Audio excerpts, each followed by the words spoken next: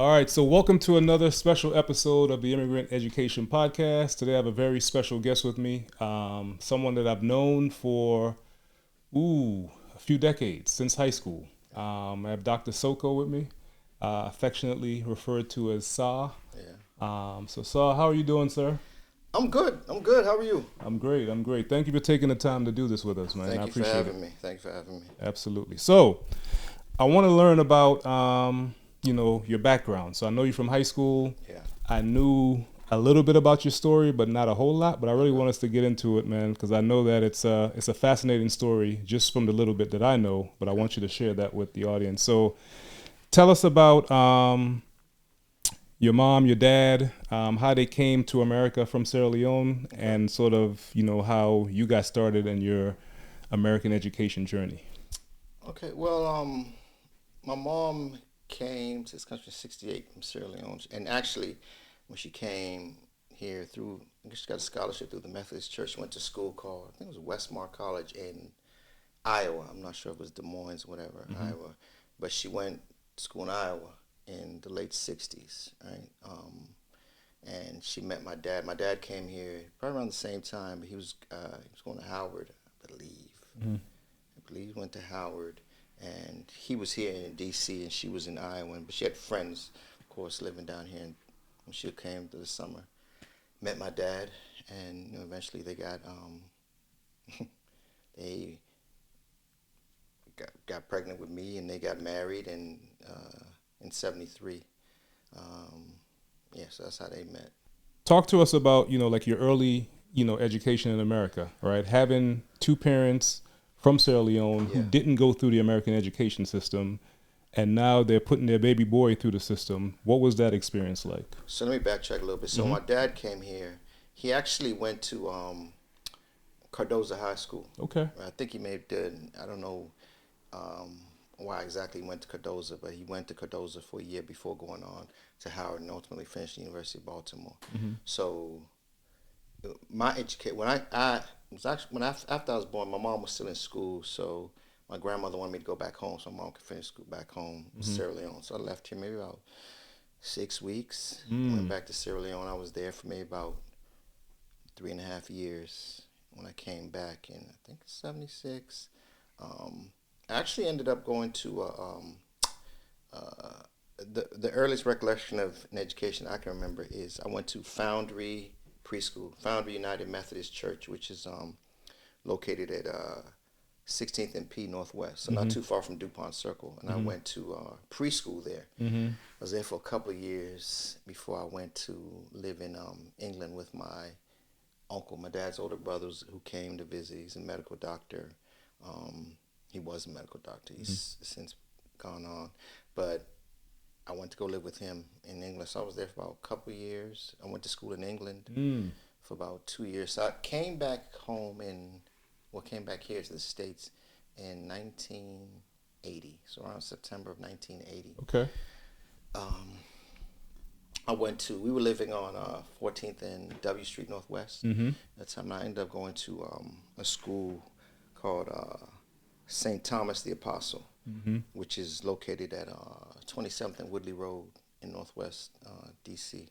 It's since become, I think, Aiden Montessori School. Yeah, so uptown. So I was there from about, second grade till the seventh grade. So my early education, as I can remember, in terms of elementary school, was through the Catholic school.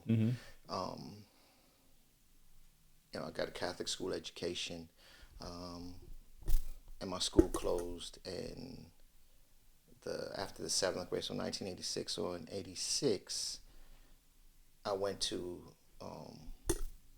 St. Michael's School, which is in Silver Spring. Well, it was in Silver Spring. I think the school has since closed. But I was, catching the bus from D.C. down to St. Michael's in Silver Spring. So from there, I went to St. John's Military School.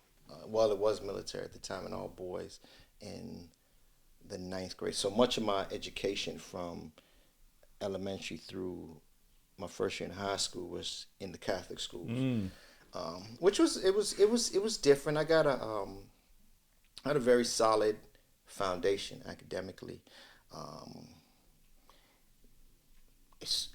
I would describe myself as academically as somewhat of an underachiever. I don't know if things came too easy for me. Yeah. I don't know, but I don't.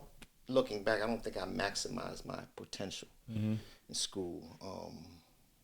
Anyway, I got sidetracked there. So from ninth grade, we moved from DC to Silver Spring. That's where I met you in my 10th grade year. I went to John F. Kennedy. That was my first time that I can recall being in a public school setting. And it was different coming from Catholic school in inner city Washington, D.C., going to Montgomery County. So there was some adjustments I had to make. To be honest, it was culture shock. Yeah. Right? It was culture shock. I was used to growing up in an environment where it was mostly immigrants, right? I grew up on 14th and W Street Northwest. The doctor I went to, Dr. Castro, was located at Marie H. Reed Community Center, and we went there. It was Africans, West Indians, Hispanics during that time. Right? So going to an environment where you saw upper middle class black people, it was eye opening, right? Yeah. It was real culture. Now, mind you, I'd gone to Catholic school, but I always knew that those kids in the school were a little bit different from me. Now I'm going to school with them and in a public school setting, so it was an adjustment, right? In my 10th grade year, and again, I would describe myself as underachiever because from social emotional standpoint, I was trying to adjust, right? Coming from an environment where everybody was on a level playing field, now to where I'm in an environment where there are kids who it's not level. I know that my people are poor, right? That not poor. I don't know how you want to say it, but I know my people are kind of on the lower end of the economic spectrum, which wasn't the case growing up in DC. So, and I struggled academically. Again, I think it was more underachieving, trying to adjust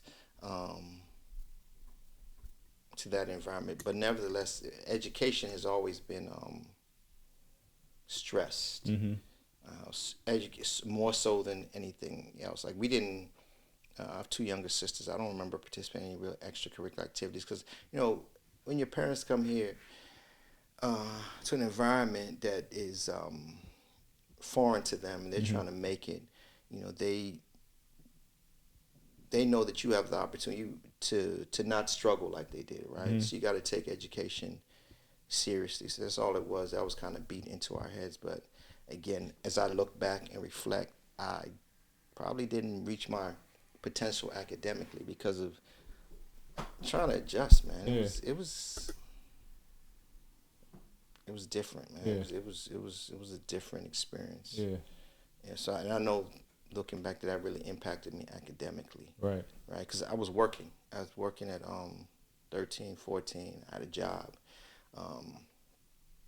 Because it's just me, my mom, my two sisters. My dad wasn't here, trying to grow up. So I was that again. That's the environment that I grew up in, and living in inner city DC in those days. This is like during the crack era and everything. Just trying to navigate that, right, and just also try to remain true to your roots, because your parents, and I'm sure you can relate to this, they wanted to hold on to the culture. They didn't want you to get sidetracked, because unfortunately there were a lot of us who were getting sidetracked, right, going to things. So I'm probably going off script a little bit. No, you good. Those, when I'm looking back, I'm reflecting, looking back, all those things that, having to work and all that impacted my ability to kind of just focus on, school. And then, my mother worked, and I got two younger sisters, so she couldn't. My mother has a degree. She has a degree degree in business. My dad has a degree, so I'm not the first person in my family to go to college. They're college educated, so they put a premium on education. Right. So listen, I think that's you touched on a lot of important things, right? I think one of the things that I'm hearing from you that it resonates with me, I think, and it's important for especially immigrant families, is to really consider the adjustments that have to be made. There are a lot of adjustments that are made on the fly, and there's a lot of nuance to that adjustment, right? So in your situation, you're the oldest child. Yeah. You're the only boy. Right. You know what I mean? So there's a lot that you're navigating. You're living in the inner city. Right. So it's just a lot to navigate, right? As a boy, as a black boy in the inner city, as the only boy. So there's a lot of adjusting that you got to do. So I hear you saying, that you underachieved, but I think also there's a lot of adjustment, right? So instead of beating yourself up, I mean, you were born here, you went back to Sierra Leone, 6 weeks, right? You came back, then you went to England, then you came back. You know what I'm saying? You went to a couple different schools, then you went from high school in DC to high school in Maryland. So it's a ton of adjusting that you're doing, right, on the fly, and then you're still an adolescent, right? You're still a child who's growing, who's developing. Even though you may look at yourself like, hey, I could take care of myself, I think, just maturity-wise, emotionally, it's just a lot to adjust to. You know what I mean? So I think looking back, you can see, you can give yourself some grace, right? Because that is a tough adjustment. I think a lot of times that gets overlooked, right? Because in your mind, you're like, listen, I got to go to school. I got to get my work done. This is what my parents expect from me. But let me ask you this. What do you think? I mean, you said your mom was kind of, the main parent, doing the parenting throughout this time while you're in school. What are the challenges? What are some of the challenges that you think she was facing in terms of, raising 3 kids, but especially raising, a young black boy, during that time, during the crack epidemic, during, like violence, DC was the murder capital as you were coming up. So it's a lot that's going on. So I know, what do you think, was some of the challenges she had to overcome during that time? I think, one of the things I would say that my mother's child rearing philosophy, and she's never said this to me, but I would, conclude that her child rearing philosophy was to raise us, my sister's not, as if she's not going to be here tomorrow, right? So at 7 years old, I was, doing my own laundry, ironing my own clothes, doing all of that. My sister's the same thing, right? So she made us very independent. And just learning, just being responsible. I don't, just looking back, I don't ever, like from time to time, my mom would come in the house and she'd come in my room. Now, and we lived in a 2-bedroom apartment, right? So I shared a room with my sisters, but I think I slept on the couch. Well, I did sleep on the couch, but from time to time, I had a dresser. My mother would come and just randomly go through the drawers just to check, right? Just to make sure, because you gotta understand, at that time there were like so many there were so many obstacles and so many opportunities to get caught up in trouble, right? So she was struggling with that, but my mom drilled it in my head that you have to go out there and you have to make good decisions, right? You have to make good decisions. But I also remember when I was my first job was in March or April of 1986, right? And that came from my mother, and I'd ask my mother for money, and she said, well, I don't have, I wish I could give it to you. I was like, you know what, I'm going to get a job. So I went and got a job working for the Washington Post downtown on 15th Street, and I'd work Saturday morning. I don't know if you know, the Washington Post used to come on Sundays. It'd come with all the inserts, the ads and everything. So that's what I was doing, putting these, like there'd be this big pallet, and we're putting the inserts into that paper. And I did that, and early, it was making my own money, right? So I never had the urge to go out there and sell drugs or do anything like that. And it's not that it wasn't an opportunity. I'm not gonna sit here and lie. I was scared. I'm not no street dude. We grew up in an environment, and I just didn't. That was not the life for me, right? And my mother would always drill in there. Remember, where you came from and who you are, and this, that, and the other. So I would never I was too scared to get in trouble because I'd have to face my mother and everything. So in terms of the way she raised me as a boy, a lot of things she didn't really have to keep saying. She said it, and because I had this fear of embarrassing her, mind you, I'd go to school and act silly at times, but other than that, in terms of out here being on the street and acting crazy, I'd never got caught. I mean, it was all around. It was all around you, and I can't go to prison. I can't get locked up. So I was working at 13, and I got another job working up until my freshman year in college. I was working at a restaurant called Boymongers up on Jennifer Street, Wisconsin Jennifer, right by Moscow. So I've always worked, so it wasn't, and kind of kept myself busy to the point that I wasn't able to get into any type of serious trouble. Right? So, and my mother was, she'd always tell me, like, listen, you got 2 younger sisters, you have to set an example for them. So that kind of like, I would hear that. I still hear it in my ear today about just, setting an example and, doing the right thing. Yeah, that's that sibling order. Yes. You took that serious. Yeah. All right, so I want to ask you a question about. Let's talk about identity a little bit, because this seems to be coming up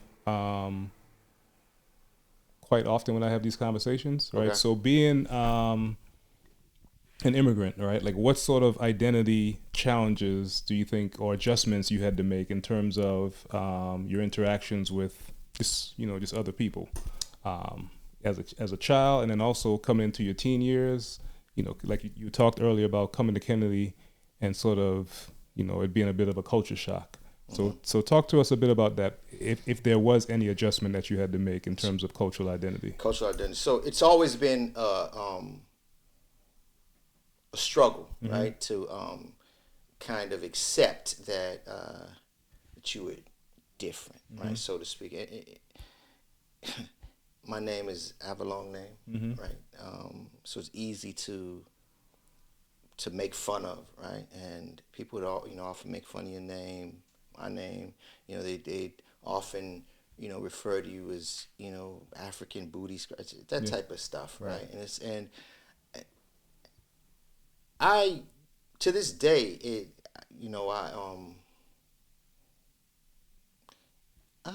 let me see. It impacted me because I see people who I think, and no knock on the African American struggle, because it is a real struggle, right? When people when they're trying to identify, right, and there is this I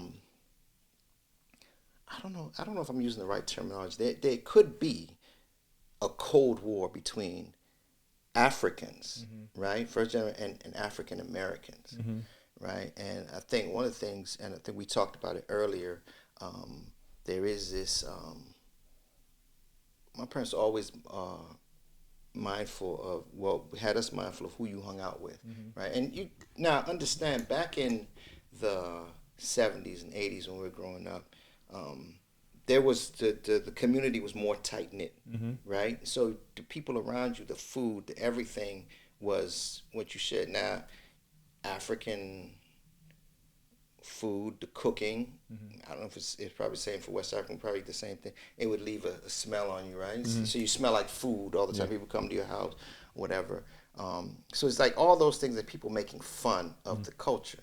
Right? So sometimes it could lead to kids not fully embracing the culture. And my parents gave us real African names. There is no, well, what's your Christian name? No, we have real African names that I'm not Sokoyama, and then but you can call me David or Joey. It wasn't right. It wasn't that. No, it's uncompromising.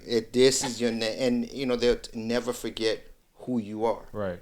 So that always stuck with me. But again, you're young. People make fun of you because of your culture, something that you have no control over. Right. So that was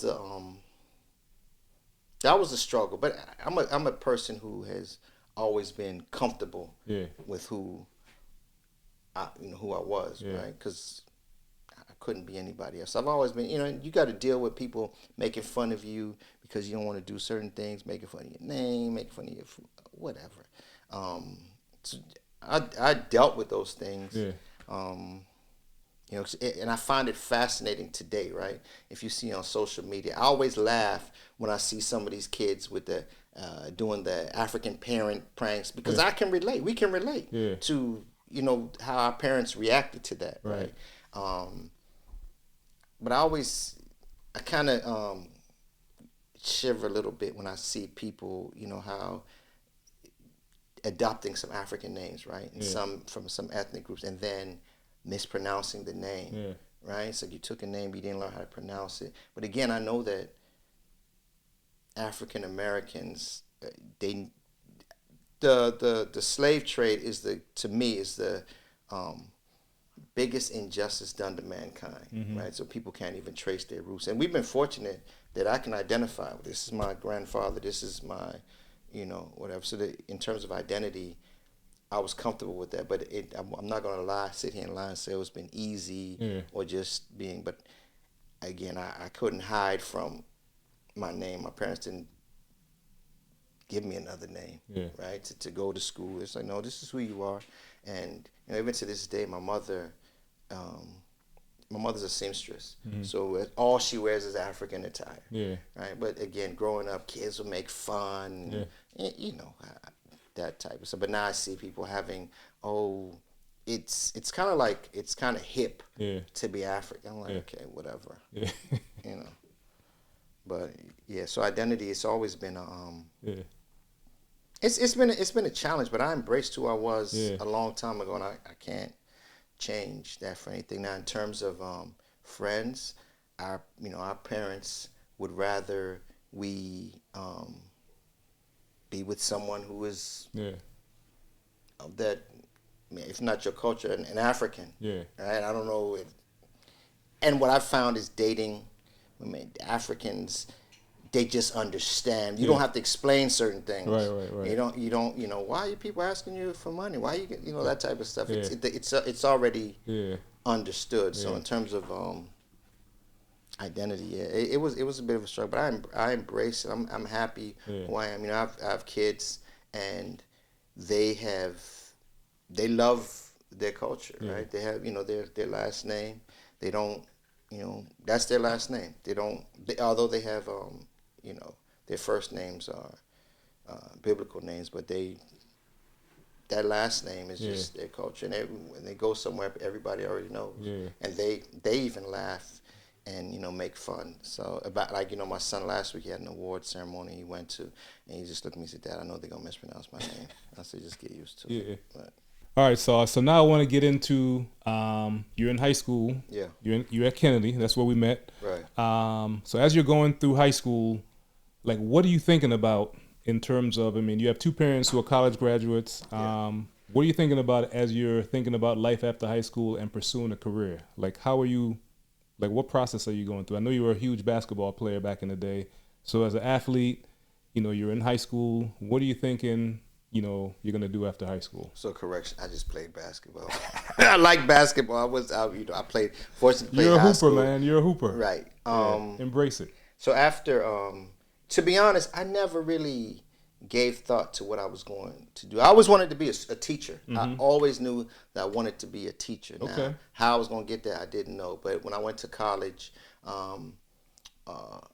as a freshman, I think I wanted to study sociology or whatever, because I was just interested in that. And my father was telling me, you know, the best piece of advice my dad ever gave me was, like, he said, you know, do something that will make you independent. Right? And I come from, my family's highly educated, my dad's side. So my grandfather was a member of parliament. He was a chief, and 11 kids. He was also in those days what they call a druggist, which is a pharmacist, right? So that's what he did. And then my uncle these my dad's brothers, was an engineer. Right? He went to school in Germany. My other uncle was a medical doctor. He went to school in Russia and the Ukraine. And so highly educated. My dad's educated. So it's like, but I never thought about being anybody's medical doctor or anything. I really didn't know what I wanted to do. Gotcha. Till I got, well, even when I got to college, I was like, okay, I'll study this. I didn't know what I wanted to, you know, it wasn't like the path wasn't written for me at an early age. Well, this is what you're going to do, whatever. And my dad was like, well, you know, you should do this and go to law school. I was like, yeah, well, I gave it some thought. So I didn't really know what I wanted to do. So when I went to school, I switched majors a couple of times. I started at Montgomery College. Then I was in Montgomery College about 3 years. And I transferred to Maryland. When I got to Maryland, I switched my major to criminology and criminal justice, right? Because then at that point I knew I wanted to be a cop. You know, I wanted to be a police officer. I wanted to be a detective or something. But I ended up going to, once I graduated college, I went into the Marine Corps through the OCS program. I was there for a couple of years, and you know, still in that law enforcement realm, I ended up becoming a probation officer, a juvenile probation officer, and that's what I did for over 20 years. I was a probation officer. So that kind of like, somebody once told me, it's like, you know, the way you are, you're probably going to end up in a position where you're teaching or something like that. And that's where I ended up. You know, I don't know if I'm a natural born teacher. I don't know, but I kind of ended up there teaching. But in terms of when I went to college, I didn't know what I wanted to do. I really didn't know. And then, you know, people, you know, you got people in your ear telling you you should do this, you should do that, this is where the money is, whatever. But I'm just like, okay, I could go and be a pharmacist or do whatever and make on, but would I be happy doing that? Probably not. So even at young age, I wanted to do something that's going to give me purpose, right? Something that's going to give me satisfaction. I was kind of doing something, and I ended up being a teacher. So I guess it was destined. You know, I have an uncle who recently passed away. As a kid, he lived 2 buildings down from us. Every time he'd see me in the morning, he'd address me as Dr. Professor. And I was a kid then, so I don't know if it was the glasses or whatever, but that's what I don't know if he saw it. That's what I just ended up becoming. But in terms of me knowing, I didn't know. If you hear it enough times, it might sink in. Yeah.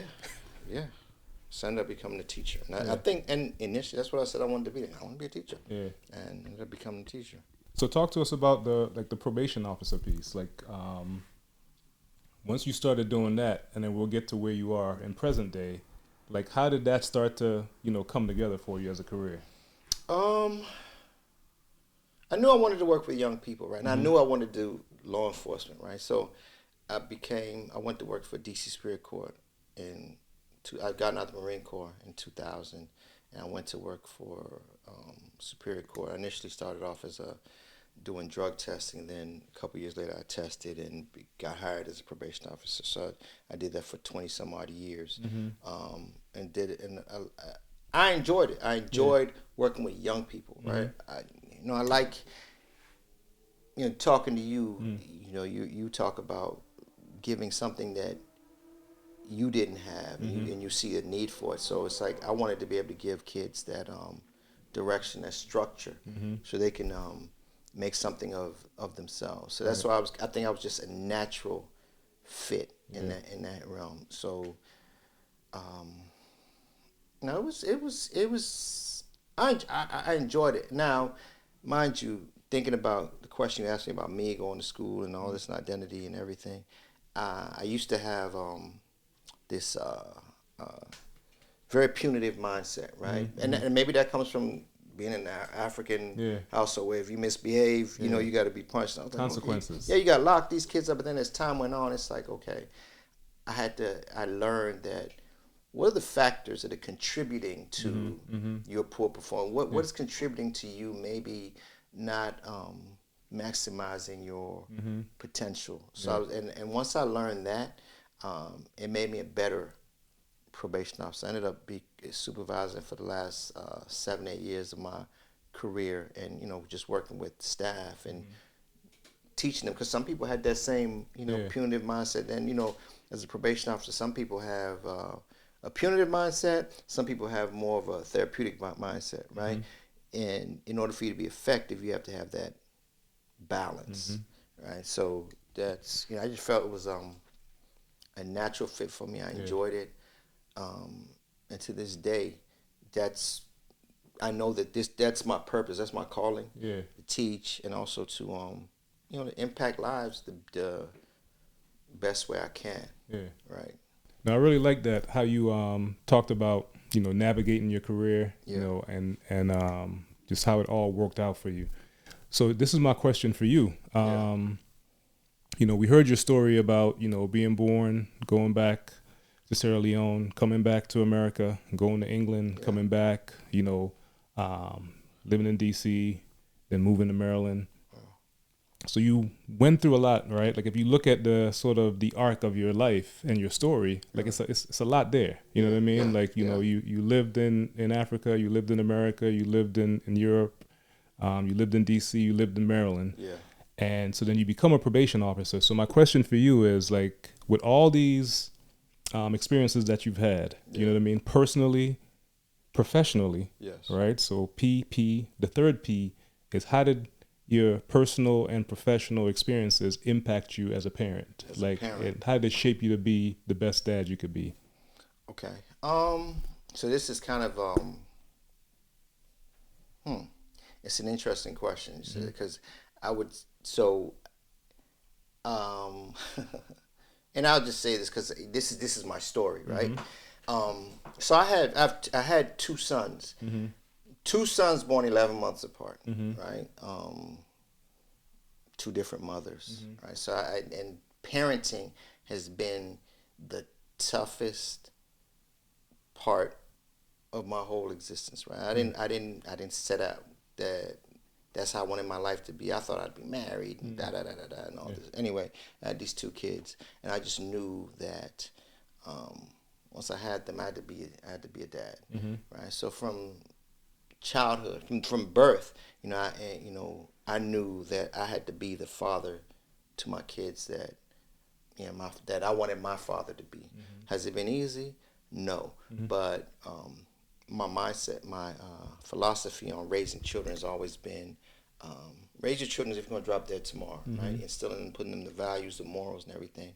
And I think that has helped me as a father. I've since been married and I have two other kids, a boy and a girl, in addition to my 4 kids. And just my experiences, my life experiences, I've been able to kind of, I tell my children all the time, like, listen, decisions, you got to make good decisions, right? You got to make good decisions, and use me as an example. I tell my sons, I don't want you having kids all over the place. I know how that struggles, but I was able to keep these kids together. Right. Keep my sons together. So that's been how I did it. I don't know. Yeah. Their mothers have been very supportive and made it easy. I haven't had a situation where somebody is taking me to court or anything. They've allowed me to be a dad and everything. So it's it hasn't been easy, but I think parenting came more natural to me than being somebody's husband, to be honest, because it's like I think I had more control over these kids in terms of I can really help them mold their lives and whatever. And when you get married, as you're marrying another adult. They've been reared differently from you or whatever. But here, as a parent, I take parenting as the most important job in the world, right? Because I have to set an example for my kids. I have to instill in them, provide for them, and again, it hasn't always been easy. But I have kids who have listened. They've made good decisions. Nobody's in trouble. Plus, they know what I did for a living, right? And I use that as an example. We are all only like one bad decision away from whatever. But I tell them, I remind them, you got to make good decisions. When my sons were 3-4 years old, I'd take them into the office from time to time, so they knew what I did. Right? I worked in the jail at the Youth Services Center for a while. I did processing midnight shift. The kids knew. I would come home and tell them stories. Right? I would tell them stories about kids who just out here crashing out, for lack of a better word. Right. So when they saw it, it wasn't a surprise to them. Right. They've been able to choose good friends, good friends who to my knowledge, nobody's out getting high, doing anything crazy. So I think in terms of parenting, I don't know how. I think I've been blessed. Yeah. That I have kids who have followed my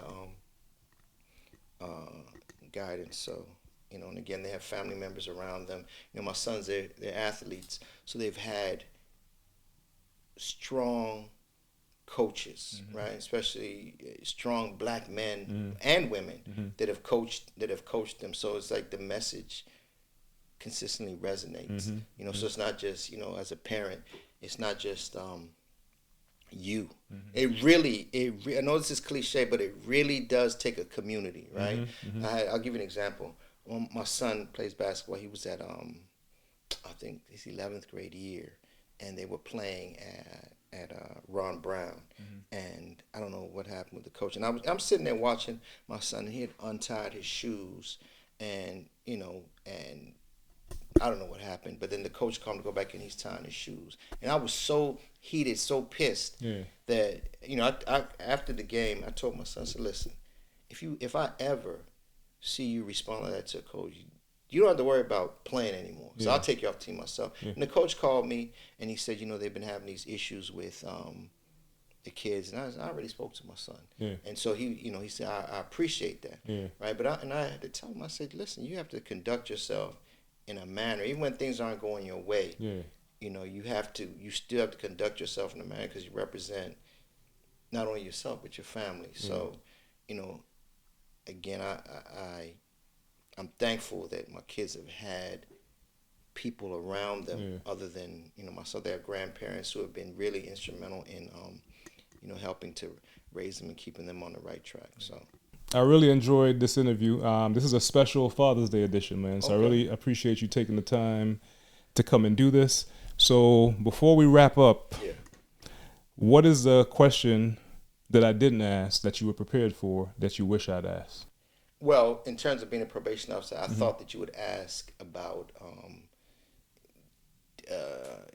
kids, first generation children who get involved in the criminal justice system. How to absolutely, yeah. So tell me, what was your experience with first gen children of immigrants, and what sort of patterns and examples did you see of where things kind of went off the rails a little bit? What were some of those experiences? So let me just be honest. I'm very biased when it comes to kids, especially African kids who come into the system, right?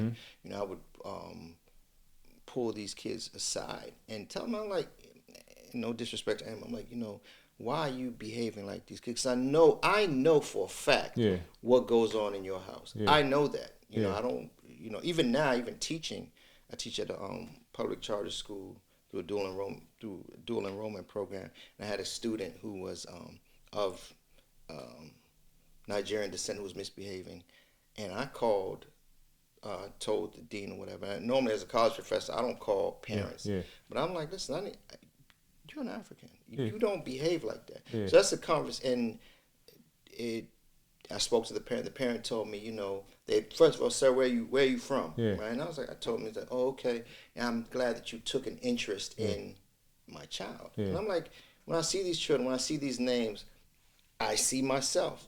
Right? And I know the struggle that your parents have gone through for you to be. A lot of our parents were cab drivers, right? They were doing the cleaning, doing housekeeping, doing all these menial jobs. A lot of them with degrees, right, to make ends meet for you. So you come in here, you bringing your parents down to the court.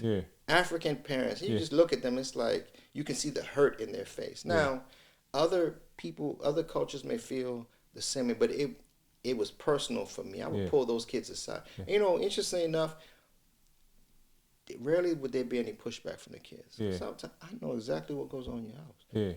And how do you know that? I know. Look at my name. It's hard to pronounce, just like yours. Right. So, I'd work, with the parents. And a lot of the parents were very thankful that someone would take an interest in their kid. Unfortunately, a lot of Sierra Leonean kids that I know of, a lot of them lost their way. Right. and got caught up in. There were things that we just didn't do. Yeah. Right. We just now again, it's a different world, but we didn't. When I was a kid, earrings. Yeah. No. My mother told me. And I know. I hope this doesn't get us in trouble. My mother told me. I told her, and I was joking. I told her, I said, I want to get an earring. I was like 16, 17. She said, earring? Yeah. Are you crazy? So first it's going to be earring, then the skirt. Yeah. But that's just the mindset that they had. And that's one thing my mother was very protective of anything, of anything that didn't seem manly. Yeah. Right? But I know that this is the culture that these kids were growing up in. And so when you come in, like, why are you getting locked up? Yeah. Your parents traveled all these miles. They're working whatever to make ends meet. And fast forward to today's world, right? It would be crazy, with we talked about earlier, like a lot of, because of all these the current administration's policy on immigration, a lot of parents they're scared. They're protecting their children. So you're different. Whether you want to accept it or not, you're different. You don't have the room to misbehave, right? Because there's a lot at stake. Right. So even now, I'm not a probation officer anymore, but I know that a lot of these kids, that's the biggest fear their parents have. Some of their parents, you know what the situation is, and for you to go out there and put the spotlight on us, So I enjoyed meeting some of these kids, meeting the families, and being given the opportunity to lead them down the right track. And I think what you're hitting on, and you spoke about this earlier, right? Yeah. Is that it takes a village. You said it takes a community, but I think it takes someone making that effort, right? The extra effort to kind of step in and just remind folks sometimes, like, who you are. You know what I mean? Like, this is who you are, man. You can do better. Exactly. This is the standard. So I really appreciate you stopping by and doing this episode with us, man. Happy Father's Day. Happy early Father's Day. Happy Father's Day to you too also. It's a great Father's Day episode. So thank you all again. This has been another episode of the Immigrant Education Collaborative Podcast. See you next time.